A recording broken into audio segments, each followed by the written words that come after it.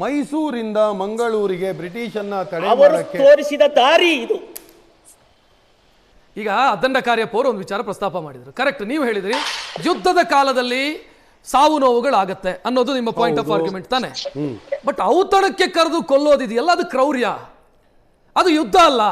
ದೇವಟ್ಟಿ ಪರಂಬುಗೆ ಔತಣಕ್ಕೆ ಕರೆದು ಕೊಡವರಿಗೆ ವಿಷ ಹಾಕಿ ಕೊಲ್ಲೋದು ಅದು ಯಾವ ರಾಜತಂತ್ರ, ಅದು ಯಾವ ಯುದ್ಧ? ಅದು ರಜಾಕ್ ಅವರೇ, ಮಹಾರಾಷ್ಟ್ರದಲ್ಲಿ ಶಾಹು ಮಹಾರಾಜ್ಗೆ ಇವತ್ತು ಎಷ್ಟು ವೈಭವೀಕರಣ ನಾವು ಮಾಡಲ್ಲ. ತಾರಾಬಾಯಿ ಜೊತೆ ಅವ್ರು ಏನ್ ಮಾಡಿದ್ರು, ಒಂದು ಮಹಿಳೆ ಏನ್ ಮಾಡಿದ್ರು, ಇತಿಹಾಸ ಎತ್ ನೋಡಿ. ಸಿಂಧಿಯಾಸ್ ಆಗಿರ್ಲಿ, ಹೋಲ್ಕರ್ಗಳಾಗಿರ್ಲಿ, ಅವ್ರ ಜೊತೆ ಮರಾಠರು ಯಾವ ತರ ವರ್ತಿಸಿದ್ರು. ಕಳಿಂಗ ಯುದ್ಧದಲ್ಲಿ ಅಶೋಕ ತನ್ನದೇ ಅಣ್ಣ ತಮ್ಮಂದರನ್ನ ಕೊಂದು ಹಾಕದ. ರೀ ಯುದ್ಧ ಅಂದ್ರೆ ಯುದ್ಧ ರೀ, ಅದು ಯಾವುದೇ ತರ ಇಲ್ಲ. ಕಾರ್ಯಪ್ಪನವ್ರು ಮಾತಾಡಿದ್ದಾರೆ, ನನ್ಗೆ ಟೈಮ್ ಕೊಡವರು ಇವತ್ತಿಗೂ ಕೂಡ ಸೇನೆಯಲ್ಲಿ ಸೇರ್ತಾರೆ. ಟೈಮ್ ನೋಡಿ, ಈಗ ಯುದ್ಧದಲ್ಲಿ ಸಾವು ನೋವುಗಳು ಸಹಜ, ಯುದ್ಧದಲ್ಲಿ ಸಾವು ನೋವುಗಳು ಸಹಜ. ಆ ಸಾವು ನೋವುಗಳನ್ನ ಇಟ್ಕೊಂಡು ನೀವು ಆತ ಮತ ಅಂದ, ಆತ ಕ್ರೂರಿ, ಆತನ ಕ್ರೌರ್ಯ ಇತ್ತು ಅಂತ ಹೇಳೋದಕ್ಕೆ ಬರಲ್ಲ ಅಂತ ಹೇಳೋರು. ಅಲ್ಲ ಕೊಡವರಿಗೆ ಸಾವು ನೋವು ಅಲ್ಲ, ಕೊಡವರಿಗೆ ಸಾವು ನೋವು ಇದು ಮೊದಲಲ್ಲ. ನಾವು ಕೊಡವರು ಪ್ರತಿ ಮನೆಯಿಂದ ಒಬ್ಬ ಯೋಧನನ್ನ ಈ ದೇಶದ ಕಾವಲಿಗೆ ಕಳಿಸಿದ ನಮಗೆ, ಸ್ವತಃ ನಮ್ಮ ಸಹೋದರರನ್ನ ಕಾರ್ಗಿಲ್ಲಲ್ಲಿ ಕಳೆದುಕೊಂಡ ನನಗೆ ವ್ಯಥೆ ಇದೆ. ಯಾಕೆಂದ್ರೆ ಸಾವು ನೋವು ನಮಗೆ ಹೊಸತಲ್ಲ. ಕೊಡಗಿನ ವೀರರು ನೀವೀಗ ಮೊಹಮ್ಮದ್ ಗೋರಿಯ ವಂಶಸ್ಥರು ಅಂತ ಹೇಳಿದ್ರೆ, ಹೌದು, ನನ್ನ ಫ್ಯಾಮಿಲಿಯವರು, ಹೌದು, ಸೈನಿಕರ ವಂಶಸ್ಥರು. ಅವ್ರು ಮಾತಾಡುವಾಗ ನಾನು ಸೈಲೆಂಟ್, ನೀವು ನಾನು ಮಾತಾಡುವಾಗ ನೀವು ಮಾತಾಡಿದ್ದನ್ನೇ ಅವ್ರ ಹತ್ರ ಕೇಳಿದ್ದ, ಅದನ್ನೇ ನಾನು ಹೇಳಿದಲ್ವಾ. ನೀವು ಕೊಡಗಿನಲ್ಲಿ ಪ್ರತಿಯೊಂದು ಮನೆಯಿಂದ ಯೋಧರು ಇವತ್ತಿಗೂ ಕೂಡ ಆರ್ಮಿಯಲ್ಲಿ ಇದ್ದಾರೆ. ಅದು ನಾನೇ ಹೇಳಿದ್ದು, ಅದನ್ನ ಇವ್ರು ರಿಪೀಟ್ ಮಾಡ್ಬಿಟ್ಟು ಕಾರ್ಯಪ್ಪ ಅವರೇ, ನಾನು ಬಯಸ್ತಾ ಇರೋದು ರಜಾಕ್ ಅವ್ರು ಹೇಳೋದು ಯುದ್ಧದಲ್ಲಿ. ಒಂದ್ ನಿಮಿಷ ಕಾರ್ಯಪ್ಪ ಅವರೇ, ಸೇರಿಸಿ ಉತ್ತರ ಕೊಟ್ಬಿಡಿ ದಯವಿಟ್ಟು, ಸೇರಿಸಿ ಉತ್ತರ ಕೊಟ್ಬಿಡಿ ದಯವಿಟ್ಟು ಸೇರಿಸಿ ಉತ್ತರ ಕೊಟ್ಬಿಡಿ. ಇಲ್ಲಿ ಅವ್ರದ್ದೊಂದು ಪಾಯಿಂಟ್ ಆಫ್ ಆರ್ಗ್ಯುಮೆಂಟ್ ಇರೋದು, ಹಿಂದೆನೂ ಕೂಡ ಅವರು ಹೇಳಿದ್ದಾರೆ, ಯುದ್ಧದಲ್ಲಿ ಸಾವು ನೋವುಗಳು ಸಹಜ.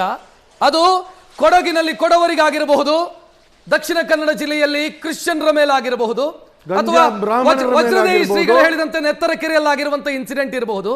ಯುದ್ಧ ಅಂತ ಆದಾಗ ಇದೆಲ್ಲ ಆಗತ್ತೆ. ಹಾಗಂತ ಇಡೀ ವ್ಯಕ್ತಿತ್ವವನ್ನ ನೀವು ಮತಾಂಧ, ಕ್ರೂರಿ ಅಂತ ಹೇಳೋದಕ್ಕೆ ಬರಲ್ಲ ಅಂತ ಹೇಳೋದು ಕರೆಕ್ಟ್ ತಾನೆ? ಇಲ್ಲ. ನಾವು ಯಾಕೆ ಹೇಳ್ತಾ ಇದ್ದೀವಿ ಅಂದ್ರೆ, ಒಬ್ಬ ಯುದ್ಧದಲ್ಲಿ ಯುದ್ಧ ಪರಸ್ಪರ ಆದಾಗ ಸಾವು ನೋವುಗಳಾಗುತ್ತೆ, ಅದು ವಿಷಯ ಅಲ್ಲ. ನಾನು ಹೇಳ್ದು ಮತಾಂತರ ಮಾಡಿದ್ದಕ್ಕೆ ನಮ್ಮ ವಿರೋಧ.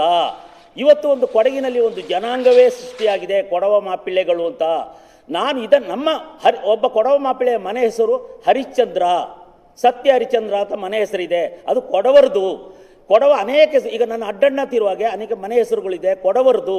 ಅವರೆಲ್ಲ ಕೊಡವರಾಗಿದ್ರು, ಅವರೆಲ್ಲ ಮತಾಂತರಗೊಂಡವರು. ಇದನ್ನು ನಾನು ಹೇಳ್ತೇನೆ. ಈ ನೋವು ನಾನು ಹೇಳ್ತೇನೆ, ಈಗ ನಮ್ಮ ರಜಾಕ್ ಫ್ರೆಂಡಿಗೆ, ನನ್ನ ಸಹೋದರನಿಗೆ ಹೇಳ್ತೇನೆ, ಕೊಡಗಿನಲ್ಲಿ ಸಿದ್ದರಾಮಯ್ಯನವರ ಕಾನೂನು ಸಲಹೆಗಾರ ಇದ್ದಾರೆ, ಕಾನೂನು ಸಲಹೆಗಾರ AS ಪೊನ್ನಣ್ಣ ಅಂತ ವಕೀಲರವರು, ಹೈಕೋರ್ಟ್ ವಕೀಲರು ಪೊನ್ನಣ್ಣ ಇದ್ದಾರೆ. ಅವರು ಹೇಳಲಿ ಕೊಡಗಿ ಟಿಪ್ಪು ಜಯಂತಿ ಮಾಡಬೇಕು ಅಂತ ಅವರು ಹೇಳಲಿ, ಆಗ ನಾವು ಒಪ್ಕೊಳ್ತೇವೆ. ನಾನು ಹೇಳ್ತೇನೆ, ಉತ್ತರ ನಾನು ಕೊಡ್ತೀನಿ. ಚೆಕ್ಮೇಟ್ ಅಲ್ಲ, ಅವ್ರು ಹೇಳಿ, ನಮ್ಮ ಶಾಸಕರು ಹೇಳಿ, ಕೊಡಗಿನಲ್ಲಿ ಇಲ್ಲ ಅಂತ ಇವ್ರು ಹೇಳಿ. ಕೊಡಗು ರಾಜ್ಯ ಆಗಿತ್ತು, ಯಾಕೆ ಬೇಕಿತ್ತು? ನಾನು ಅಧಿವೇಶನ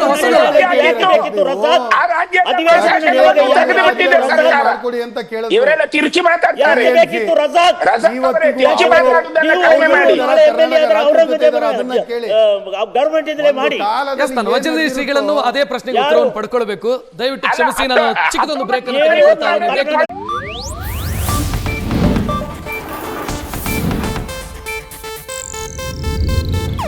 ಇದು ಏಷ್ಯಾನೆಟ್ ನ್ಯೂಸ್ ನೆಟ್ವರ್ಕ್ ಪ್ರಸ್ತುತಿ.